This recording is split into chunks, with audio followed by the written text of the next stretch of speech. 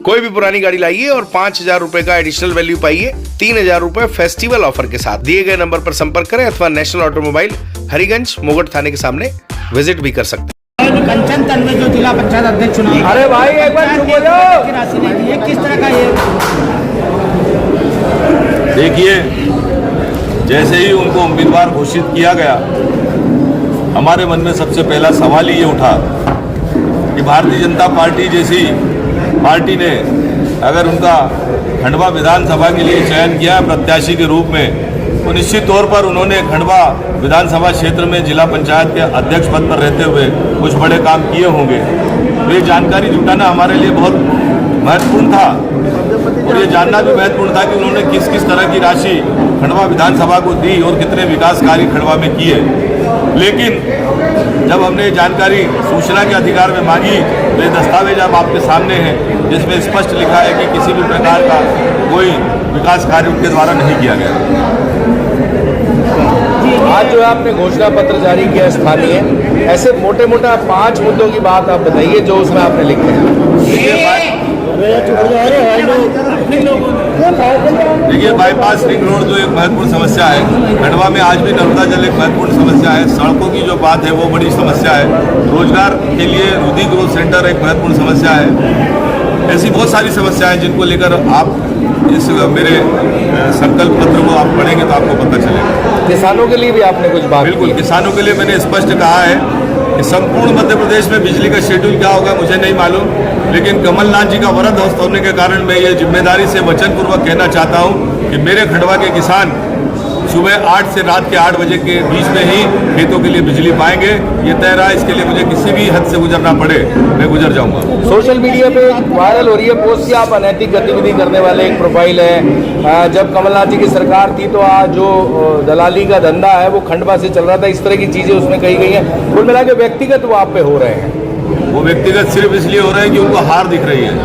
रहा सवाल मेरे अनैतिक गतिविधियों में शामिल होने का, तो मैं आपको बता दूं कि मैं 30-50 के एक छोटे से मकान में रहता हूं जो 1995 में मेरे पिताजी ने बनाया था, है ना। मेरे पिता एक रेलवे में क्लर्क थे। मेरी कोई राजनीतिक विरासत नहीं है। मैं एक साधारण परिवार से अपनी मेहनत से राजनीतिक विचारधारा से जुड़कर पिछले 34 सालों के बाद यहाँ पर आपके सामने खड़ा हूँ। रहा सवाल अनैतिक गतिविधियों का, तो एक कोई प्रमाण ला दे, मैं आपके सामने कहना चाहता हूँ कि इसी समय चुनाव छोड़कर चला जाऊंगा। एक चीज उन्होंने और कही है, पुरुष प्रधान व्यवस्था वाले व्यक्ति हैं। पुरुष प्रधान व्यवस्था वाले व्यक्ति हैं, महिलाओं का सम्मान नहीं करते। अगर मैं पुरुष प्रधान मानसिकता का होता तो मेरे घर में शायद पत्नी नहीं होती, मेरी बहन नहीं होती, मेरी बेटी नहीं होती, मैं अकेला होता। तो पुरुष प्रधान समाज, पुरुष प्रधान मानसिकता का व्यक्ति तो पुरुषों के बीच में अकेला ही रहेगा।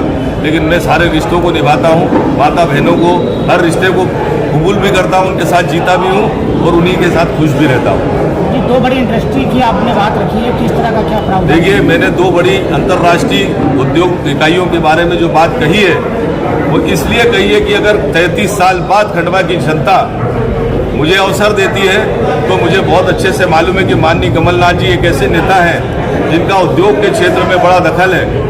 अंतर्राष्ट्रीय स्तर के उद्योगपतियों से वो सीधे, खुद भी एक उद्योगपति है तो उनके सीधे संबंध है।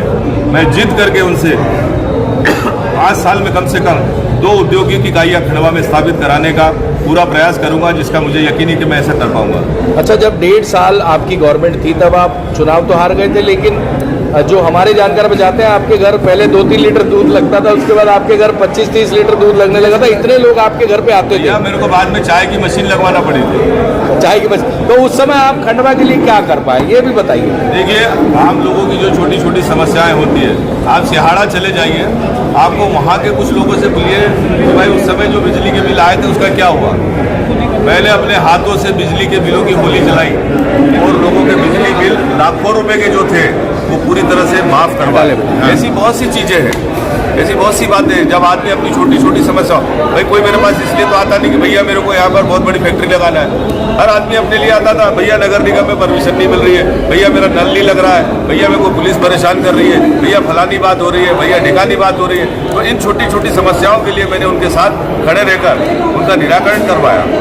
एक बात और आपने कही थी कि जब आप कमलनाथ जी गवर्नमेंट थी तो बीजेपी के पार्षद से लेके बड़े बड़े नेता आपके दरवाजे आते थे और 6-6 घंटे बैठते थे, क्योंकि वो पर्सनल हुए तब आप पर्सनल हो गए। तो कुछ नाम बता ही दो ना, क्या दिक्कत है? मैं नाम बताऊंगा ना, मैं नाम बताऊंगा। मगर मैं पहले सवाल आपके माध्यम से भारतीय जनता पार्टी के लिए छोड़ना चाहता हूँ कि जो लोग इस समय चुनाव में संचालक बने हुए हैं, बड़े बड़े नेता जो भारतीय जनता पार्टी के हैं, जो इस समय बड़ी जोर जोर से दहाड़ रहे हैं, वो खुद बताएं कि मेरे घर आए थे कि नहीं आए थे। मतलब जितने जिधर बम उधर हम वाले नेता हैं, ये आपके पास आ रहे मैं थे। क्या बोल रहा हूँ आपसे कि ये तो बहुत स्पष्ट स्थिति है, इसमें कोई नई बात नहीं है। कोई भी पुरानी गाड़ी लाइए और 5,000 रुपए का एडिशनल वैल्यू पाइए 3,000 रुपए फेस्टिवल ऑफर के साथ। दिए गए नंबर पर संपर्क करें अथवा नेशनल ऑटोमोबाइल हरिगंज मोगट थाने के सामने विजिट भी कर सकते हैं।